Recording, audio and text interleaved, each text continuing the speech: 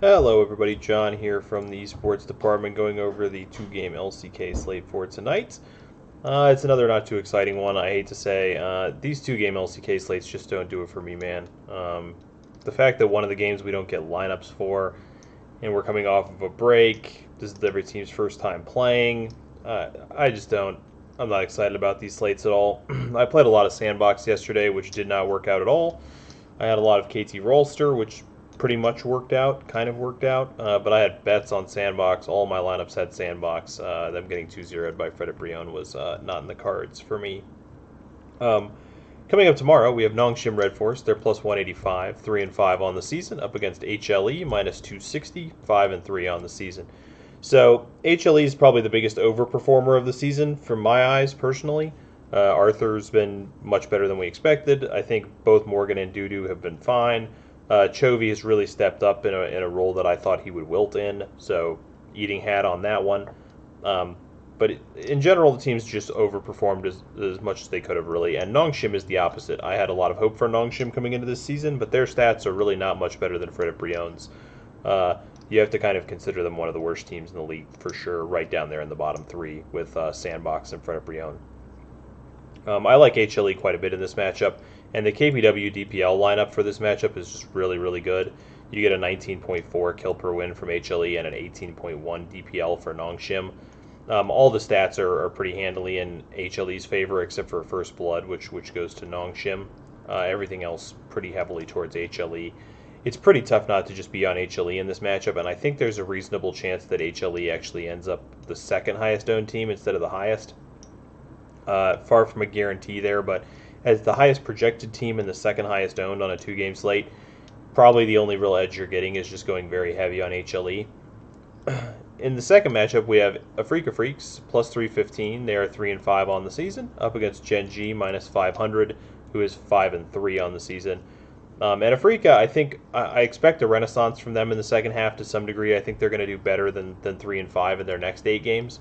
But it's still 1762 to 1861, a minus 51 to plus 137. You're getting advantages in First Blood, First Turret. Afrika actually does have a very small Dragon percentage edge by 3%, but at 15 minutes, GenG is significantly better. One of the things that makes this slate really hard to play is GenG has mixed up their roster a little bit this season, a lot of it just to get the backups some stage time. But they are the second game. There's a non-zero chance that they're putting in something weird.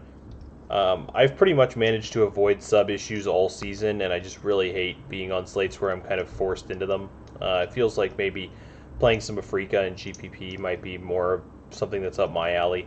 I do really love the dogs coming out of the break, as I talked about yesterday, and you saw it yesterday. KT probably should have won their series 2-0 and fought in a 3-game series. Fred Brion wins 2-0.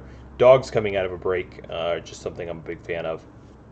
So maybe I just play something like some Afrika and GPP. I'm not the biggest fan of cash on the slate. We'll look at the lineup in a minute. I already did this video a minute ago and made the mistake of recording a soundless video once again. So I've already looked at the cash game lineups and stuff for this slate. GenG, I think will come in the highest owned just because they're GenG. They are the biggest favorite on the slate. I'm guessing it's going to be GenG, HLE, Nongshim, and Afrika. It's possible we see a matchup switch up where it's HLE, then GenG, then Afrika, then Nongshim. Their ownership is basically always going to follow that pattern. You're probably going to see more game stacks out there today than you did yesterday because it was good yesterday. So today might be a day where I would just avoid game stacks, honestly, just because I think people are more likely to be on them today than they were yesterday.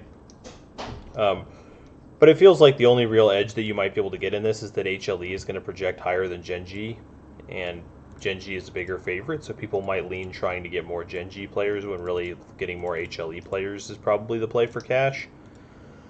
The problem is,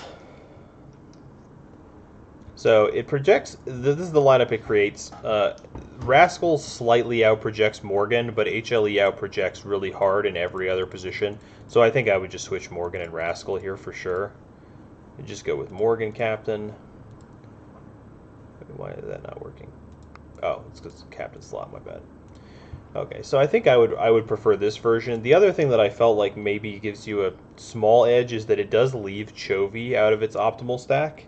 and I would think that people that are running for HLE will all run Chovy.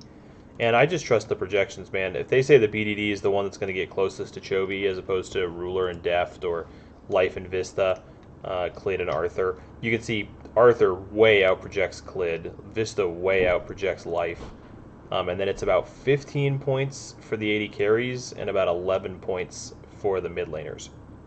So if you really, in your gut of guts, felt like you needed to go Chovy Ruler instead, like my gut tells me to go Chovy Ruler, but when the projections say it's a 4-point gap between those two lineups, I'm just going to go with this one tonight and hope it's correct.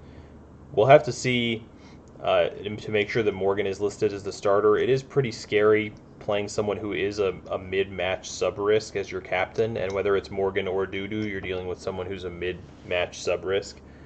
Another thing that might make me lean a little bit away from Cash today, if I'm going to play Cash, this is the lineup that I'm going to play, and I'll probably play a little bit at least, but I might lean away from playing Cash tonight just because I don't like having a subbable person in the captain slot. I don't like having GenG possibly switching up their lineups. I just don't like a lot of stuff about 2-game LCK slates, to be honest with you. So maybe I'll just play a little GPP, get some Afrika lineups in there, pray for a Bink there. I'm just not at all hot on your options for these kind of slates. Hopefully tomorrow's slate is a little better. I'd like to be able to get back to playing some bigger volume, but I've been playing pretty small volume on slates like this because I just don't see a lot of value in these types of slates. So hopefully we get a little bit something better tomorrow. Sorry if it was a little short. Like I said, it's my second time recording this one, so I tend to get a little bit more brief when I've already gone over it and I don't have any looking around to do. But I think this is probably what I would end up with in Cash. And then for GPPs, I probably wouldn't make a lineup that doesn't have Nong Shim or Afrika in it to some degree or another. So that's all for today, guys. I'll be back tomorrow. Hopefully we get a better one tomorrow. I know it'll have T1 on it because they haven't played yet so far. Who's the other team that hasn't played? DRX. So it probably has T1 against DRX on it, which is a great matchup to just smash the hell out of T1. So we'll have a look at that tomorrow, and then hopefully it's a good slate overall. I'll talk to you then, guys, and have a good one.